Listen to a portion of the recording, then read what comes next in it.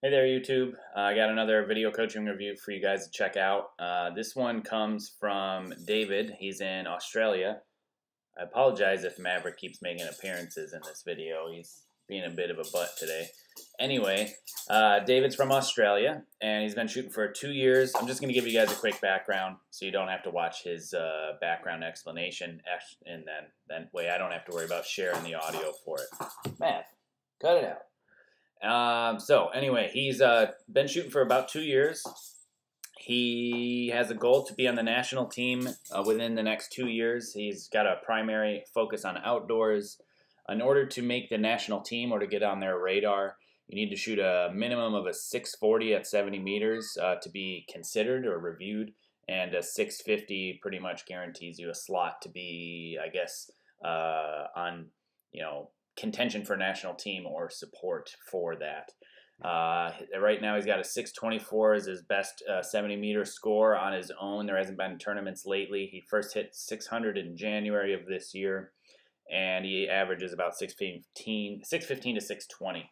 So he is asking for my feedback, and I'm going to give you that so you can check it out. If you haven't seen these before, I'm essentially just doing a video coaching review, which is available on my website, jkaminski.com. There'll be links in the description below. Plus, I'll put a card at the top here so you can check that out.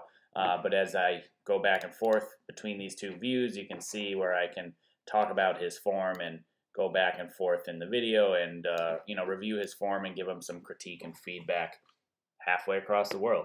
So that's how these work, and he opted to allow me to use this for the YouTube channel, so I thank David specifically for that. I really appreciate being able to use people's content and videos on them shooting. I think it helps a lot of people understand not only how I do video coaching review, but also other people can benefit from video coaching review just by watching it and seeing critique of form, because they may be shooting some similar style of form that they use, and be able to make some adjustments according to my recommendations. So anyway, thanks again to David. I genuinely appreciate it. It helps my channel out, and it helps more people around the world too. So thank you. Enjoy the video. For those of you that are new here, my name is Jake Kaminski. I'm a two-time Olympic silver medalist in the sport of archery. I'm working to make this channel a great resource to all types of archery. So if you haven't yet, hit that subscription button and the notification bell. That way you're notified every time a new video is uploaded. I'd appreciate it. Hey there, David. Thanks for submitting another video coaching review, as well as allowing me to use this on my YouTube channel. I am going to upload 2 separate videos, so that way you can have one without ads and have access to it, and then you don't have to listen to me, do a preview of your video. So I appreciate you sending me the video, and I'm going to get into it now. So anyway, I appreciate all of the your backstory, as well as the information that you've given me as far as your goals and outlines. That way I can help you focus on that. So to get from 6-teens to 640, yeah, it's a big jump, and it will take time, and it will take a lot of hard work, dedication, and effort for sure. It looks like that you're willing to put in the time and the effort, despite having nobody around to help you, nobody to help coach you, nobody really that's taking it seriously nearby.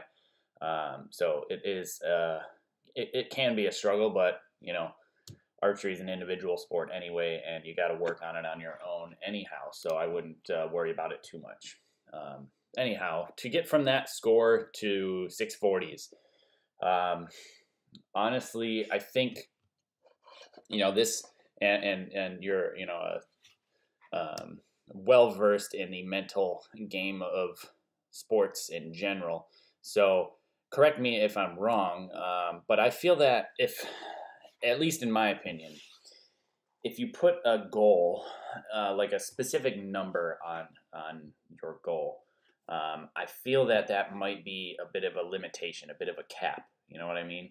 And I feel that sometimes you can, as a human, fall short of a goal, and then you don't achieve it. Or, I don't know, as an individual, I felt a specific score goal was a limitation for myself, and being able to break through those score barriers that I wanted I felt like if I had a goal in mind, it would be a bit more difficult to hit that. At least a bit more stressful, a bit more challenging than it needs to be, unless you really, really are strong mentally, and some people just aren't. So I thought that to myself, what's more important is just continue to strive for progression instead of trying to strive to achieve this set bar. You know what I mean? Because to be honest, once you hit 640, once you hit 650, you're going to have new goals anyway. So why put a cap on it now? Just continually push for betterment, you know, whether that be form, mental, equipment, nutrition, physical fitness, hydration, flexibility, you name it. Go for something that is more generalistic in the mindset of achieve more, achieve more, achieve more, instead of I want this even though I'm here. It's like, yeah, but even once you get here, this becomes a new that, and then you got to go up, and it's you're constantly juggling, which is good, but I don't know. That's my opinion. I would work on just going for more, whatever. Could be a more structured training plan, because that can make you better, or a more structured mental routine, because that can make you better too. So whatever it is, I would look at going inside and figuring out, okay, can I achieve it? And if you can, and if you believe you can, then don't put a limit and just go for, I want to get better. Get better, get better, get better. Each day, do something better. Each day, do more. Each day, give more effort. Something like that. I think that is a better and a healthier mindset to approach it from. Especially, I've heard in your explanation of, where you're at, you're working on reframing things as if you have achieved them, which is a great tool to have. So I believe that having no goals, throwing the score goal rather out the window, and having the goal of, I am this person, I am on the national team, I am that person, and I'm going to live that way, train that way, shoot that way, eat that way, sleep that way, etc. And then the steps will happen. The incremental jumps will happen, and you won't even notice it, especially if you truly are deeply believing it inside and really are acting as if you already are. Look at the level of commitment and requirement that the top level people need or are putting forward, and mimic that and do that and act as if you already are that 650 plus shooter. I can tell you from my experience, once I switched to that mindset, I got better quicker, better faster.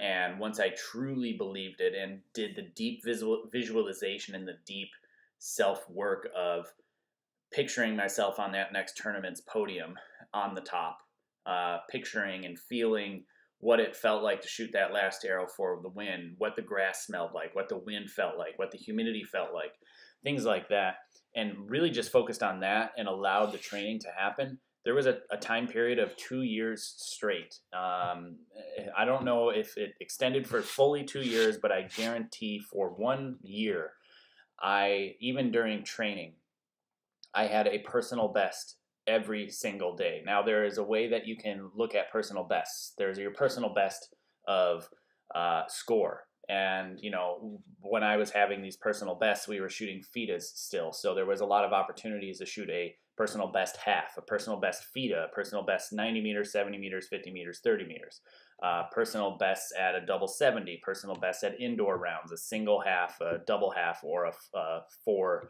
60-hour round deal, because that's how we shoot our indoor nationals. So I looked at it every single day. How can I shoot, or what did I do better that day? And I did have a legitimate personal best every single day for over a year straight. And some of those may have been, and less of them were actually, more of them were score-based, less of them were what I'm about to tell you, which is another way you can monitor personal bests, is what are the percentage of shots that you achieved and shot with your mental program and ran it successfully with those shots. What was your percentage of success? That's another way that you can measure personal best. If you're at like a 35% arrow count, as far as you've ran your mental program how you wanted to for 35% of your arrows, well, then strive for 40 the next day, 45, and try to get it up higher. And then also, how many arrows were you shooting that when you made a mistake that you reframed in a positive mindset instead of tearing yourself down and saying, I collapsed, I plucked, I whatever. And instead, you should say, I should, or this next shot, I'm going to make sure that I maintain tension through release and follow through. That would prevent a pluck instead of saying, I plucked that shot. So you can look at applying how successful you are in the sport through many different metrics. And I think striving to just get better every single day, better than the last day, better than the day before, better than the week before, the month before, etc., is going to lend itself to more of an unlimited growth as opposed to a capped growth. And that's where my mindset comes in. So that's a long, drawn out answer to where I would suggest you to start focusing, but it's a start. And so now we will go into reviewing some of your form. Last time we worked on a few things, including posture, follow through, or at least I suggested to change some things. But today, you've about 3 months since the last video coaching review you did with me, and so we're gonna review some more here. So you mentioned one thing in the preface of this video that you had people come and check and make sure your shoulders are low, and we'll look at that in a little bit. There are a few things that I'm definitely going to point out right away, but I want to get 2 shots in here so that way I can kind of show you what I'm seeing. So actually, we're not going to get 2 shots. What I see from here, your set position. Well, actually, I'll just do it here. You're at full draw. Your alignment's not quite there. Your barrel of the gun alignment is pretty decent from what I can see from these point of views that you've got here. Even from the back, I can see that your barrel of the gun alignment's pretty good. I would say, though, that you could benefit from this shoulder coming around a bit further and that elbow coming a bit more towards the camera. So from this view here, you can see if the camera was slightly more towards this direction, towards your back, and this string was in the middle of the limb, so I was right behind the line of the arrow, your elbow would be very far outside of the arrow line. So your alignment's not quite there.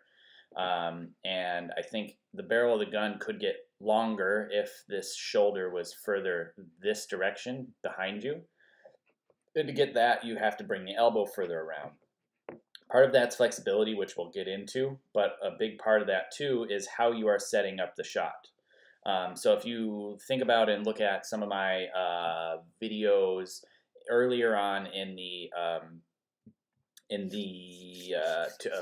form series, which I'll probably do a standalone video now to break this out because I'm seeing this and it's a good principle to drive home.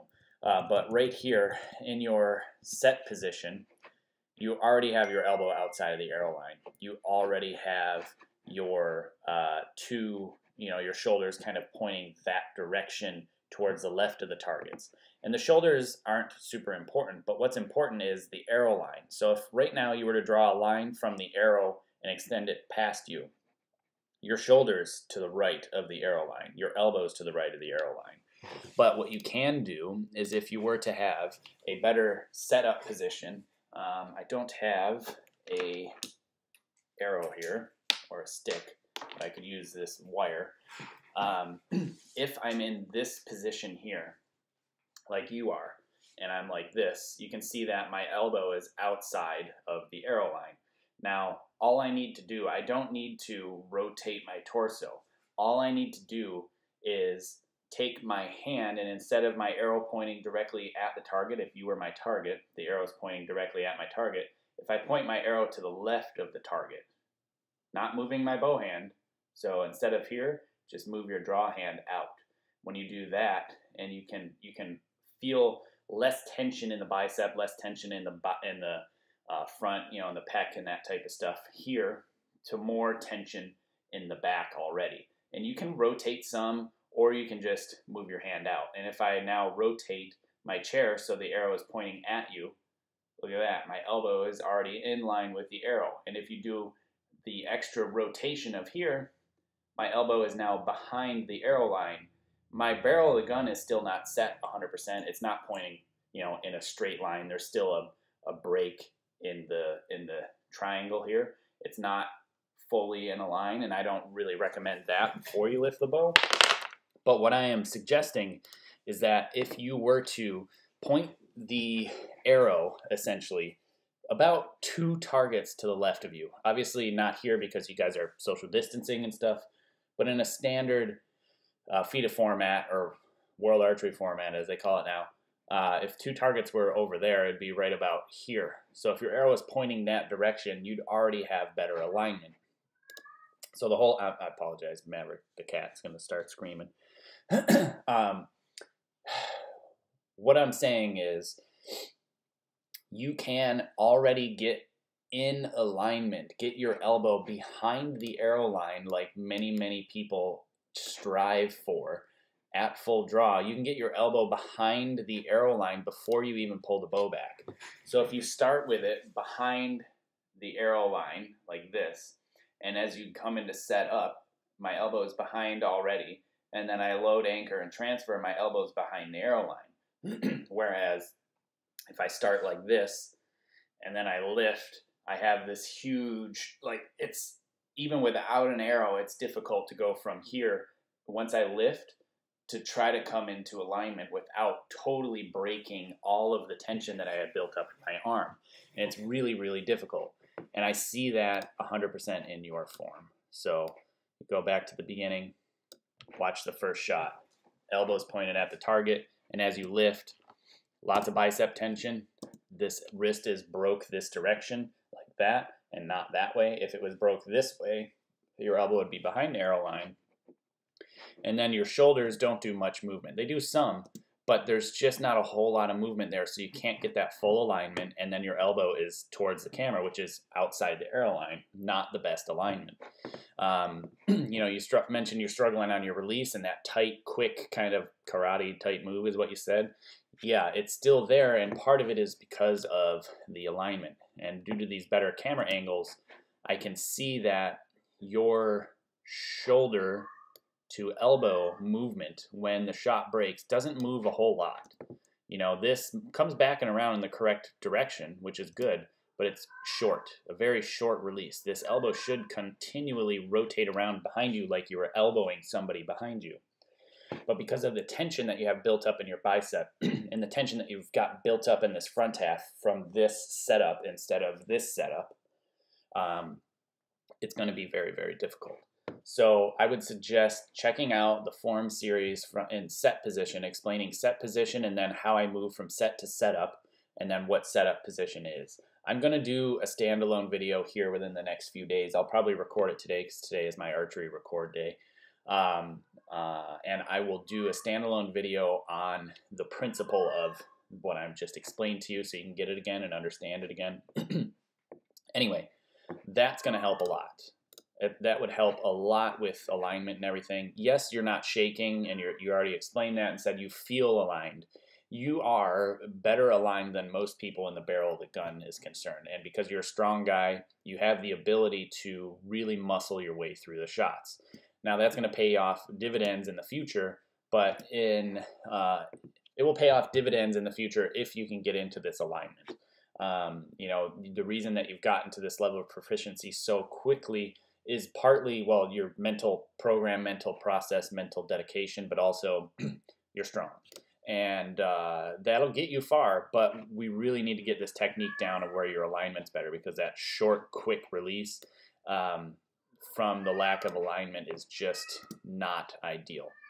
Now, as far as your shoulder positions go, I think your draw shoulder is as low as it should go. It could maybe go just a teeny tiny little bit lower, but what I see instead actually happening that gives the illusion of the shoulder being high is the head crunch. You can see the head crunch down as you're coming into anchor. So what's happening is, instead of your head staying high and mighty, and as you pull back, it just kind of stays there and everything happens, you get to this position, and as you're pulling back, you're meeting the string with your head, and you're coming I'm over exaggerating, but you're moving your head forward and also down. And when you crunch your head down, I can see a lot of tension in your neck. And your neck goes from, instead of, you know, relatively wrinkle-free to this crunch down, and this muscle bunches up, and that like wrinkle in your neck forms that you can see right here through this area. You can see these wrinkles. And before in the shot,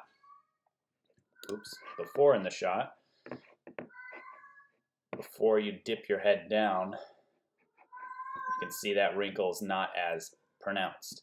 But as the tension builds, and as you're even starting that movement down and then forward as you're pulling back, it just causes a lot of tension. Because you're unable, to get into the best alignment, and you have that tension built up before you lift the bow up, this back shoulder is higher than it needs to be. At full draw, the back shoulder should actually be slightly lower than the draw shoulder, according to every shot that I've ever seen anybody shooting. Majority of the time, their back shoulder is lower than their front shoulder if they don't have a lot of upper trap tension. And you've got a lot of tension built up into the system because, again, of this setup. Try to have more open here, a little bit more rotation here before you lift, and you'll feel a lot less tension through here, and you'll have the ability to use more back tension. Let's see. The bow arm control, much better. Something that I noticed on this shot here is a slight shift back from the target. If I were to draw a line through your spine, it would intersect down towards your right foot. I wish I could get it on camera here. I'm unable to adjust it at the moment, but you're basically, let's see. Oops, there we go. So if I were to draw a line through your spine, it would intersect somewhere down here, more towards your right foot. So there's a little bit shifting back, and I can verify that by the release and follow through, the direction that it happens. So if I arrow back, watch, there's a disconnect of your hip and your upper shoulders. These hips will kick forward and your shoulders will rock back as the shot breaks. Shot's breaking, you're leaning back, and at the same time this hip kicks forward. So you see this motion right through there? Right there is, you can use the grass as a reference. Hips moving forward because you're losing your tension that you've built up in your hip system. So keep that through release and follow through. And then because you've got a little bit of leaning back going on while at full draw, like not even leaning back, you're just shifted your torso a little bit. And that is causing this fall back, release, and follow through. So I'll go to the next one, and you'll see when your shot breaks, you just kind of shift back away from the target. That one was less so, but you still had a little bit of disconnect. This is a first one. This is before the one that I showed you that I saw it. Again, that one's better, but there's still a change in tension as the bow is swinging down. You got to stay solid. Keep all the tension that you've built up into the entire system, you know, as a shot's breaking. Now, one other quick thing that I want to note is where you have your bow set. If you're going to shoot outside, and you know we're not going to socially distance for forever, there's going to be people with tripods in front of you and behind you, and you may have your own tripod. You will be hitting people's tripod, putting your limb behind you like that. So I would keep the limb in front of you like you are in setup. Otherwise, you're going to hit people, and they won't like that. Now, as far as everything else goes, I don't see much issue in general. I think, you know, the wrist being broke this way, like that, means the elbow's outside of the arrow line. If you could get your wrist bent the other way and have your elbow behind the arrow line, that would be optimal and ideal. Again, that would increase your alignment. That would decrease tension here, increase more back tension. Your release would be much more fluid that way as well. You know, overall, you're a strong guy, so you're able to muscle through a lot of stuff. That'll all of that alignment stuff, it's all related. All of it will make your release better. You'll have a better follow through. It'll be more dynamic, less quick and less sharp. There'll be more fluidity to it. And again, I would check out the setup videos, and I will do a standalone one here shortly to be able to explain that more in detail. But those are the things that I would work on. Please feel free to email me back with any questions that you may have in regards to this, and I hope I answered more questions than I arose anyway. So thank you again for submitting a video coaching review, David. I appreciate it. Thank you again for letting me use this on my YouTube channel. Anyway, thank you. Hey, thanks for watching. If you like this video, consider hitting the subscription button and the notification bell, as well as the like button. I would appreciate it. Also, please consider supporting my channel. If you head to my website, jakekaminski.com, there'll be info and links on Patreon, apparel, books, and equipment sales, PayPal donate button, a P.O. box to send things to, and above all else, please share this video because there's no better advertising than word of mouth.